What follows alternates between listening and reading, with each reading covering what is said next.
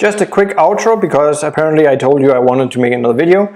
So let's just compare. This is the original one, this is what we created right now. So they're really close to what they're doing, right? So done with that part, but let's just quickly go through what we did here. So just an overall.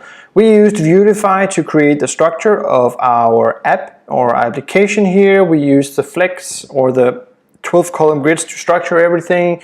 We added classes, so if we wanted to add paddings, margin on some sides, both sides, X, Y axis. We added text, we created we created the dark theme here, we created the flat one, and so on, right? That's kind of followed through. We also created down here a filter. We added number for each time, and we grabbed data. And here we also binded some styles through the width of the progress bar. That's cool. In here again, just creating the object of attendance where we put in the different information. So if we wanted to create a new one, we can just change this part instead of having to create a lot of new ones. So attendance, whatever, right? And we create an array to store each name. We created capacity so it could calculate the width.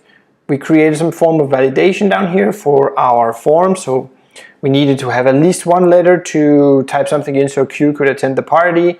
We have it to calculate the percentage of the width depending on this size up here. So if this changes, this one also changes for the amount it needs to go before it hits our 100.